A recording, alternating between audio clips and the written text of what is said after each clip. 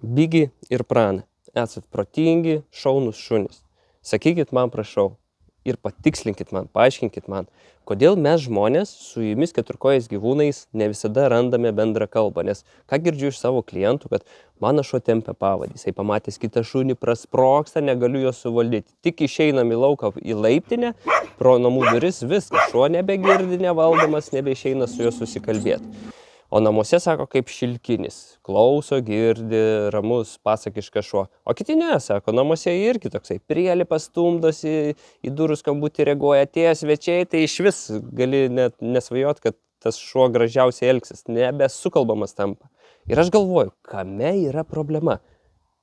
Ir žmonės vietoj to, kad kaltintų jūs šunis, man atrodo, reiktų apsukti tą veidrodį ir į save pasižiūrėti, kad mes nežinom, kaip su jumis elgtis, o ne jūs kaip su mumis. Ir ta mintis manęs taip vis neapleidžia ir dėl to sukūriau Galiūnas 5, Galiūnas 8 programas, kur būtent mokau šunų šeimininkus, kaip komunikuoti su savo augintiniu.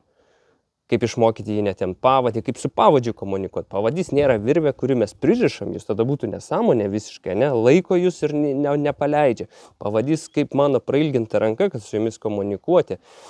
Kada jūs pagirti, kada paskatinti, kada to geriau nedaryti. Ir tiesiog kaip mokyti savo šunį, kaip išmokyti pagrindinių komandų, kaip su elgesiu šuns tvarkytis. Tai būtent apie tai yra tos programos, kaip suvaldyti tą šunį. Ir tai nėra taip paprasta, kaip atrodo, ir jeigu žmogus pasiruošęs keistis ir įdėti darbo, ta programa jam tinka. Jeigu jis galvoja, kad už jį čia viskas bus padaryta, tada netinka. Nes jūs, draugužiai, tikrai paprašot ir dėmesio, ir laiko, ir su jumis reikia išmokti kalbėtis.